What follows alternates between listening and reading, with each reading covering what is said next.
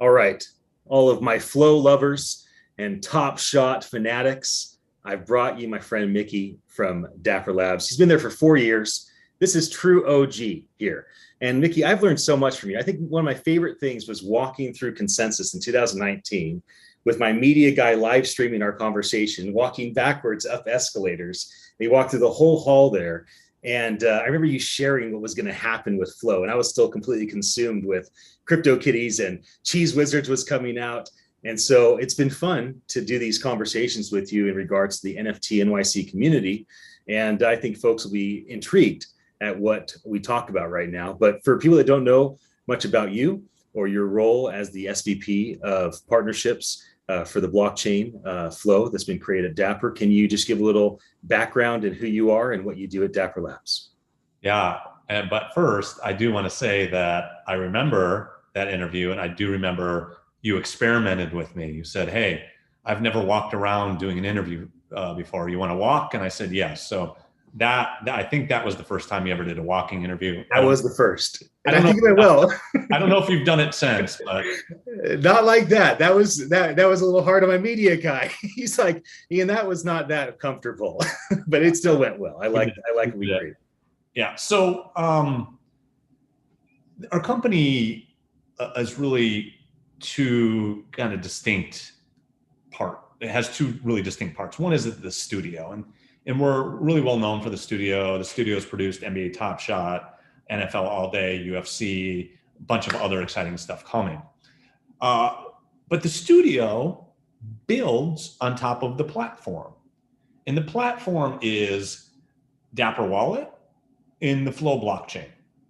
And the Flow blockchain is a blockchain that is purpose-built for mass market adoption by Dapper Labs, who are really the first application developers in the space that built a blockchain specifically for game and application developers.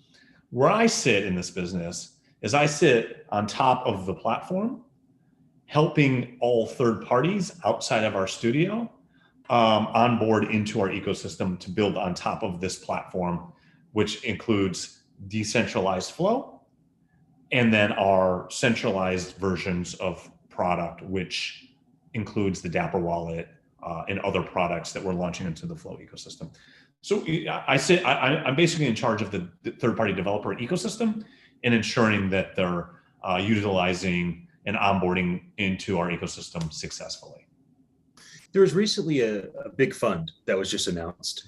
And maybe you could talk a bit about what the purpose of the fund is and what you bring to the table besides just strategy and partnerships in a blockchain, but there's more infrastructure for your partners and your third-party apps that are integrating with Flow. And so can you give a little insight in what's the purpose of the fund and how are things being kind of decided on and allocated around partnerships and how things are kind of moving on from here?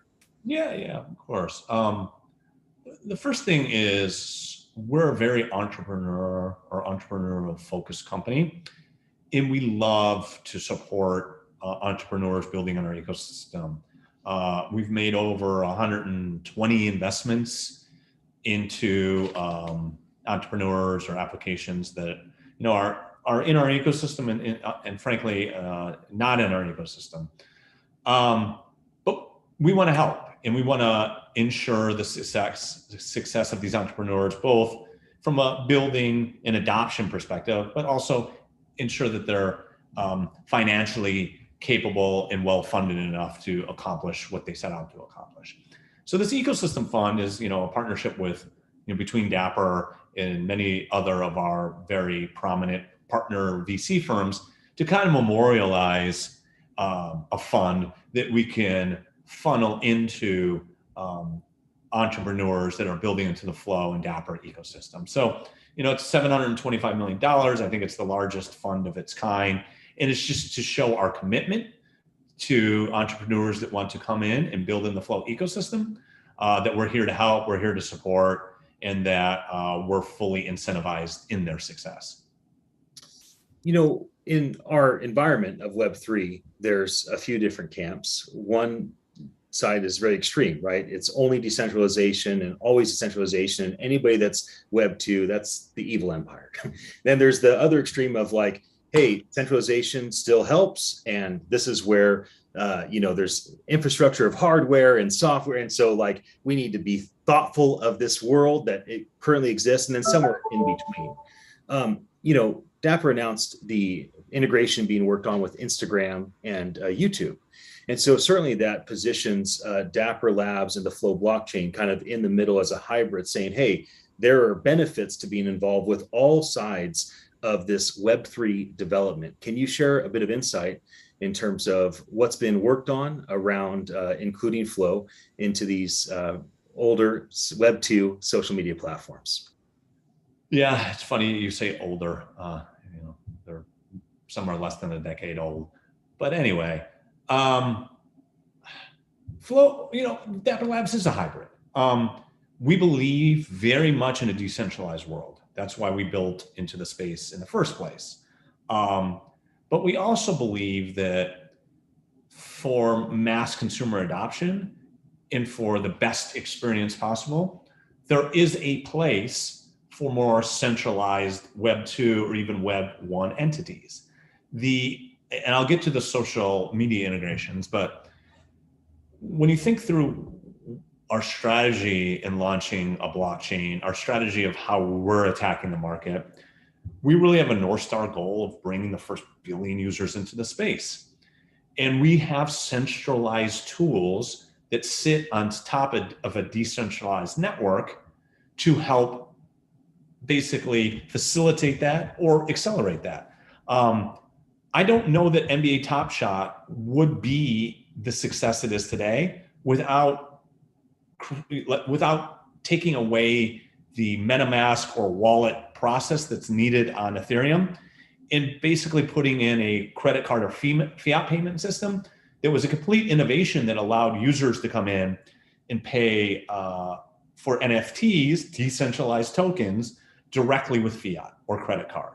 I think that frictionless onboarding and that frictionless payment system that users are used to was a big key to the success of Top Shot. And I think it's a huge key if we eventually want to reach the goal of bringing billions of users to the space. That's very much a centralized entity. A lot of centralized tech, centralized payment providers, et cetera. That has nothing to do with like whether or not you own your Top Shot, whether or not you own your token, right? That's just an entry point. The same thing is true for social networks, right? Social networks are Web 2 entities, but some are very much Web 3 friendly, as we know by our friends over at Meta who've changed their name to Meta, because I think they're very much leaning into Web 3. But they know, like we know, this is a very slow step function based process where for a mass consumer to really become Web3 native, really to become a non-custodial user, they have to be onboarded very softly into the space. And what better place to start onboarding users into Web3 than major social networks who have all of the users, right? So if you start introducing NFTs, tokens, Web3 products into these centralized entities with tons of users, that is going to be the quickest on-ramp to users flooding into the space as anything that I can think of. And I would double down on this point that these networks are starting to really think about how to enable their creators, because frankly, they're made by their creators, right? So how do we enable our creators? What tools do we give to our creators? How do we allow our creators to be even more creative? And what they're recognizing is that blockchain, Web3 is very much a tool set that allows these creators to not only be more creative, but better monetize that creativity. So I think there's a step where there's this onboarding or kind of dipping your toe in the water, getting the users used to, getting the creators used to this Web3 environment, and then allowing that mass market of creators to participate in Web3, be more creative, and then better monetize those creations. Arguably, Top Shot was the most important thing that happened in the last year and a half that brought mass number of users to the NFT space because it was associated with the NBA and things that they already loved and they already collected cards. This is a whole new thing. And the UI UX of the packs opening. I mean, there's so many things that were done right. And the media treated the experience very kindly. At NFT.NYC this year, it's the same time as the NBA draft. Can you give a little insight in terms of why this partnership has worked well and maybe what you're thinking in terms of what's to come? I mean, Magic Johnson's new NFTs just got released and promoted. I think that's bringing more new attention to it. So talk a bit about just the relationship with Flow and the NBA, and maybe if there's any insights in terms of what people might expect at NFT.NYC as the NBA draft is going on the same time, the same location. Yeah. I don't know if I want to give away any secrets of what's happening at NFT.NYC, but we're pretty good at activating our biggest, most passionate collectors and connecting them with NBA and NBA events in real life. We've done many of those activations. Top collectors get special access, exclusive access to certain events, games, and even in people within the NBA. And those are things we'll continue to lean into. But I think what I'm most excited about is, if you look at the history of our company, our CTO wrote the ERC 721 standard. CryptoKitties were the first NFT and, the first real PFP before PFPs were a thing. But CryptoKitties are essentially PFPs. But what we did all the way back in 2017 was we added some game mechanics and some utility to those PFPs. And I think if you looked at the market the last year plus, that hasn't really been adopted. It's mostly just been static pieces of art, static tokens that were dropped, sold, traded, etc. What we've always leaned into with NBA Top Shot and any of the products that we've built is this concept of utility. And we incorporate utility and access into Top Shot all the time, as I mentioned, with connecting it to in real life events, right? Allowing users special access just because they hold Top Shot tokens. I'm really looking forward to bringing this to scale.